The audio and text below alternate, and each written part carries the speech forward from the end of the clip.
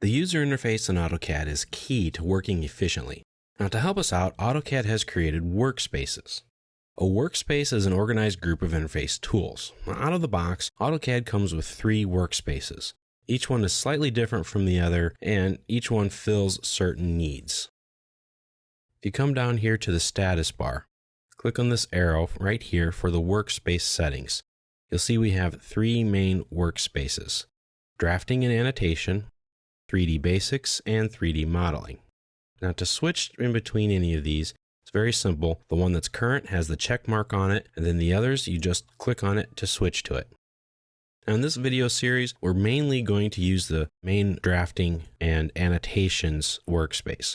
We're not really going to get into any 3D basics or any 3D modeling. To get to the one you want, you just click on it and it will load the user interface that you want.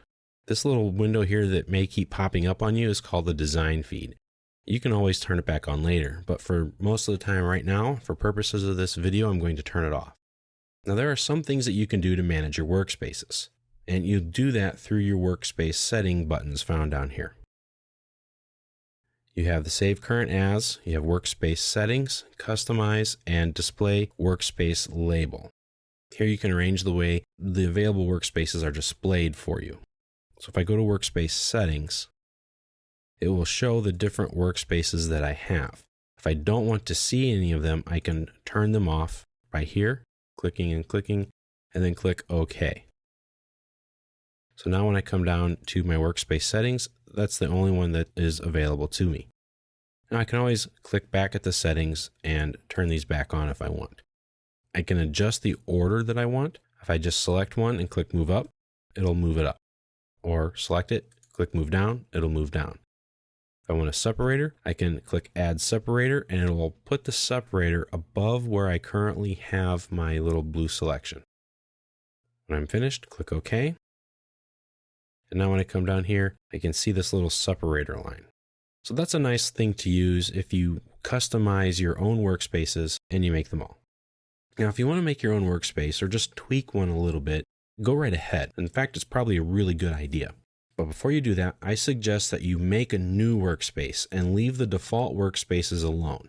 This gives you a good backup just in case something bad happens, and it possibly could. And that way you won't mess up what comes out of the box. You will always have a fallback to go to that you know works. So to get started, all you'll need to do is click on the Save Current As. So this will save your current workspace as whatever you want to call it. I'm going to call this one Brian. That's my name. Click Save. So when you do that, it becomes the current workspace. So if I click on my button here, you can see I have one that's called Brian. It's current. I'm going to my workspace settings, and I'm going to put this one all the way up at the top. I'm going to select my separator. I'm going to move it up to the top. Now, one thing that you probably want to do is that once you set up your own custom workspace, you want to click on this button here, Automatically Save Workspace Changes. What that means is that as I tweak or customize my workspace, it will automatically save that into my current workspace. Now, there is a danger with this.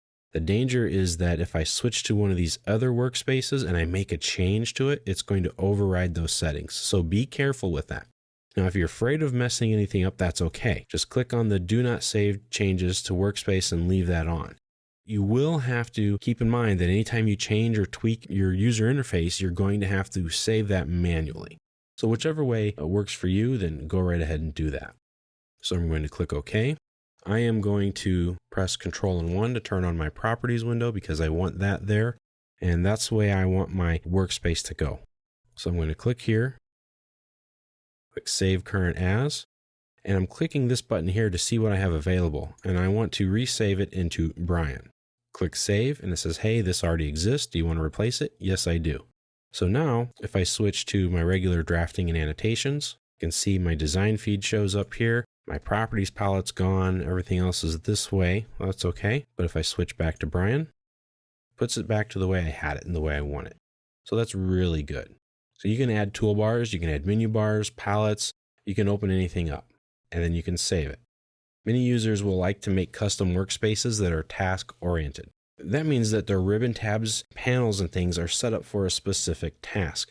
So if they're doing some 3D modeling, they're going to put those in there. If they're doing just their drafting work, they'll have those tools there, but then maybe they want to annotate it with dimensions, things like that. And that's all the tools that they'll put in. And that's perfectly fine. There's nothing wrong with that. You can turn your command line off or on.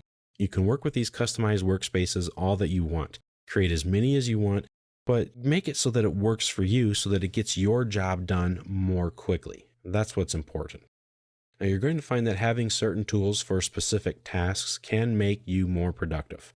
But while you're learning to use AutoCAD, I recommend that you stick with the out-of-the-box workspaces for now.